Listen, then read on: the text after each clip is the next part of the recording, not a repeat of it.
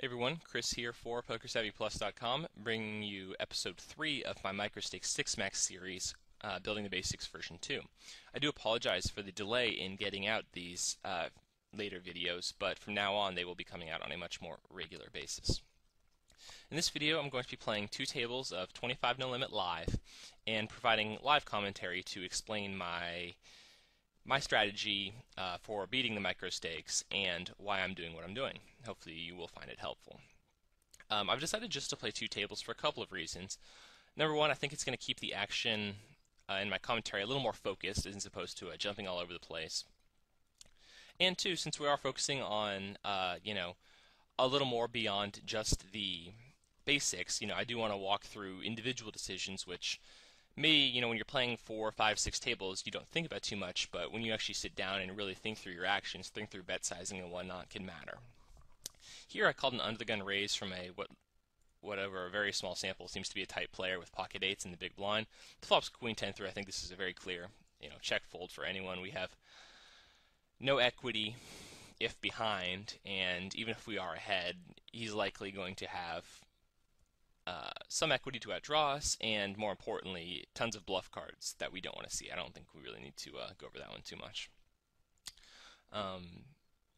So my kind of focus of this video is going to be on spots of continuation bet, hand reading, which is obviously a very big part of breaking out of the microstakes, and just kind of thinking through who our opponents are and how we're going to play our hands in various situations.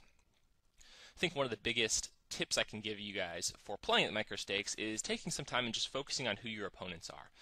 It's going to win you a lot of money to figure out how your opponents think about poker, because the microstakes, there's a lot of weaker players, and as a result, a lot of weaker players approach the game in very different ways. And if you ever read that a guy is going to do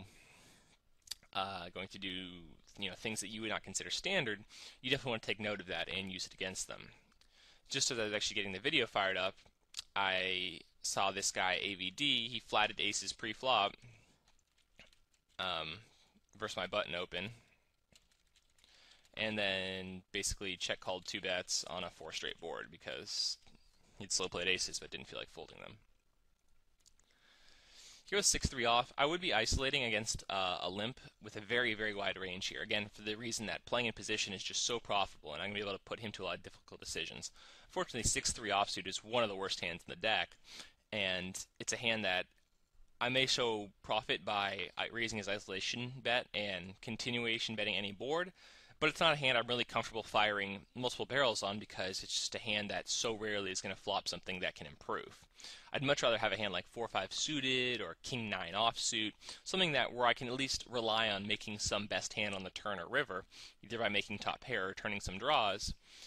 But with a hand like 6-3 off, obviously, it's going to be very hard to improve in second barrel when you don't have without equity, which is something you don't necessarily want to be doing.